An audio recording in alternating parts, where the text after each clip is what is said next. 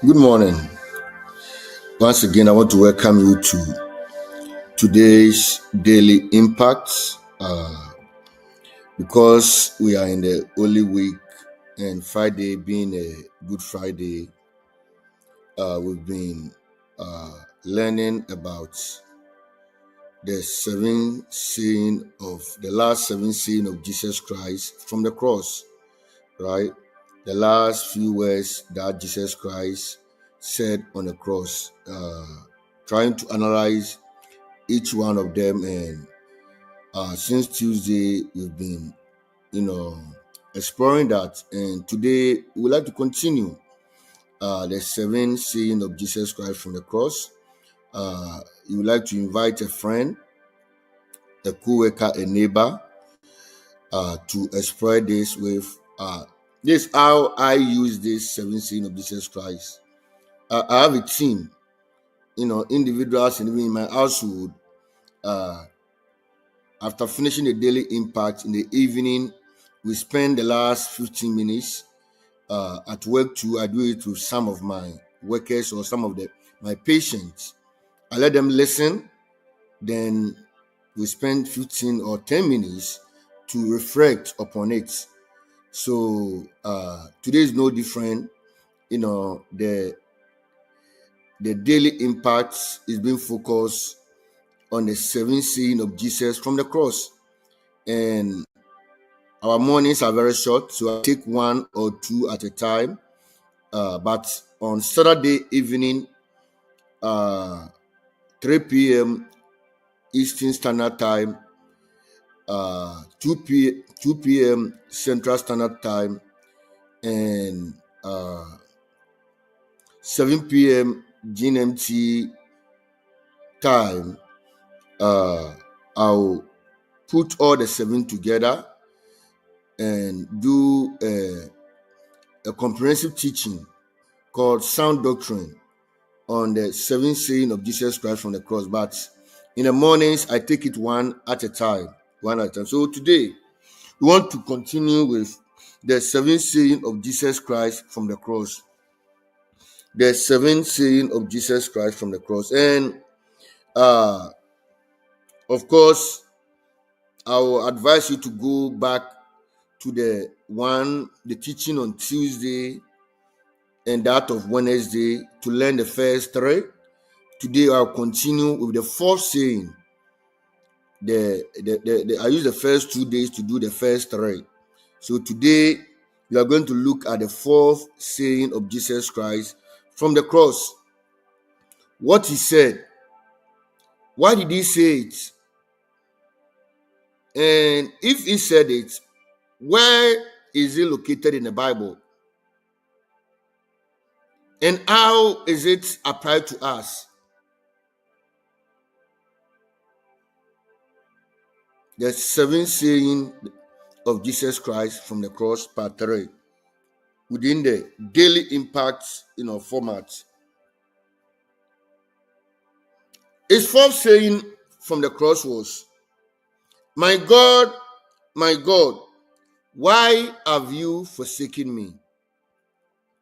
My God, why have you forsaken me?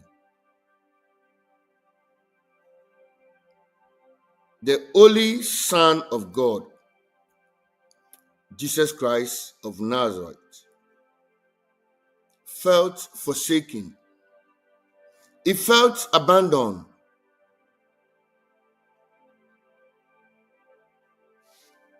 When the going got tough and everybody left him, he felt forsaken. So the scripture says he shouted. And the shout, he felt so forsaken. My God, why have you forsaken me? That was the fourth saying of Jesus Christ from the cross.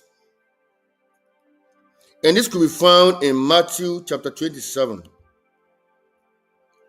verse 46. I repeat, Matthew chapter 27, verse 46. And about the ninth hour, Jesus cried out with a loud voice, saying, Eli, Eli, lama sabachthani. That is, my God, why have you forsaken me? My God, why have you forsaken me? Enduring abandonment and pain. Enduring abandonment and pain. Today, as you listen to me this morning, or this afternoon, or this evening, based on where you find yourself in the world, are you feeling abandoned? Are you feeling forsaken? As human, we get emotional. It becomes so sensitive when we begin to feel abandoned. When we begin to feel that no one cares. And as a professional chaplain, I've had a chance of talking to both patients, family members, church members who at different points in their life they felt abandoned.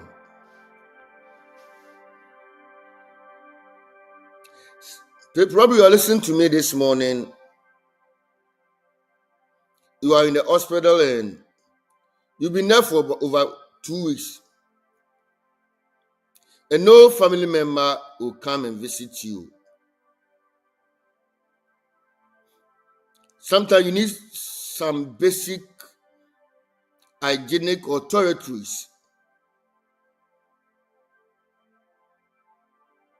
And because no family member is coming, you are finding it difficult. You are feeling abandoned. About a year ago, I think, when I visited Ghana, I had a chance, not a chance, but I had to visit a friend who had been hospitalized. My best friend who passed, the late Justice Amy Sabedin.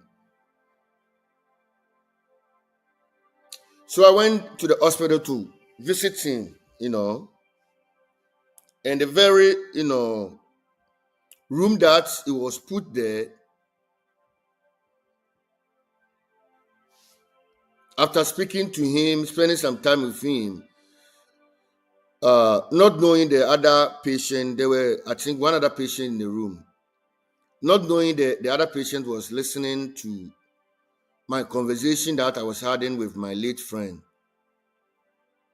Just about time I was about to leave my friend to, then this patient who I think was discharged. They have to discharge him yesterday, I think the day before or so. But the issue was money. The issue was money to pay for the discharge. So immediately, I think probably heard that I've come from overseas and I could do something. I don't know what, but he approached me. The rest was a very long story. He's been in the hospital over the past 1 month, and the medical team want to discharge him over the past, I think, a week or so. But the issue is to pay the hospital bill. To pay the hospital bill. And I have to ask him few questions as to where's your family? Where are you coming from? And all that. To, make a long story short, the fact of the matter is, he's been in the hospital. He has not got any family support. Time has come for him to be discharged, and he doesn't have money. He has called his employers. He has called Most of the family members, they are not picking up the call. Even in the hospital, they are not visiting him. So the issue is how to pay so that he can go home. The hospital will discharge him and give him the right medication. So he felt abandoned, feeling forsaken in time of sickness. Feeling forsaken in time of sickness. When things are tough, when you think people that you've helped, people that you've been there for them, when the time comes for them to show up, there will be nowhere to be found. Rejection. As you listen to me this morning, probably you are feeling rejection. But this morning, Jesus Christ felt the same thing. On the cross, he endured abandonment and pain. My God, why have you forsaken me? That was the first saying of Jesus Christ from the cross. As you listen to me this morning, you are feeling abandoned, you are feeling forsaken, but I've come to encourage you.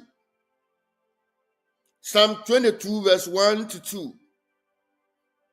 David said, my God, why have you forsaken me?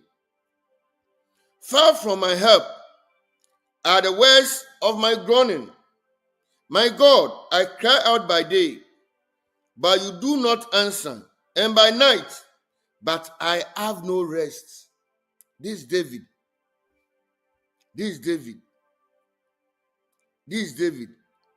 Enduring abandonment. Christ experienced rare emotional and spiritual anguish. Jesus Christ experienced that. Your Savior experienced that. As you listen to me this morning, you felt so abandoned. You felt like no one cares, even no one understands.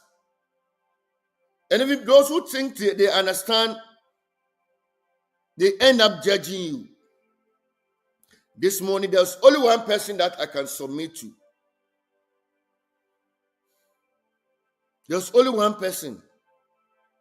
There's only one person that this morning I present to you. Because what you are experiencing, he has gone through the same thing. He understands your pain. He understands your darkest moments. He's the only one who is able to comfort you. He's the only one who is able to comfort you without judging you. This morning, I want to present to you the Son of the living God, who when crucified on a cross, cried out because he felt forsaken. He felt abandoned. When you read Hebrews chapter 4, verse 15, it says, For we do not have a high priest who can't sympathize with our weaknesses, but one who has been tempted in all things, just as we are, yet without sin. Hebrews chapter 4, verse 15. So we do not have a high priest who can't sympathize with our weaknesses, but one who has been tempted in all things, as we are, yet without sin. Look, Jesus Christ, our high priest, the Prince of Kings, the Lord of Lords, the Alpha and the Omega, the beginning and the end. The Bible says it was tested in every way. All the tests, all the temptation that we can think of, that has made us fall. All the pastors, all the leaders, all the bishops and the apostles, they have their weaknesses. They have their weaknesses because they are human. That's their humanity. But the writer of Hebrews said, we do not have anyone who has been tempted in all things, yet without sin. Jesus Christ was tempted in every way, yet he did not sin. yet he did not sin. And because he was tempted in all the temptation that you have gone through, or that you are going through, or that you even go through, he understands it. Your pastor may try. Your pastor may try, but it could be that your experience, the denial, the disappointment, the delay, the disrespect, the humiliation that you go through or that you are going through, because he has not experienced that before, he might not understand you. This morning we are feeling like people don't understand your pain. They don't understand because they have not gone through that experience before. They may try to empathize with you, but to some extent, because they've not been there before. That is why in some organization, especially those in the council department, in the military, and the veterans affairs, they want people who have served in that organization before. So that when the veterans and the policemen and those organizations, the people that you serve, that community are talking about the experience, because you served there in that organization, at least you can identify with them. And they will be able to identify with you. Even in the pastoral ministry, sometimes some churches require some experience. So that when people come to you, because you served before, you'll be able to understand certain things. And as a chaplain and a veteran, because of my experience in that field, by the grace, I'm able to understand certain things, even not everything. Because I serve in only one branch. I didn't serve in the army, I didn't serve in the Marine Corps, I didn't serve in the Air Force.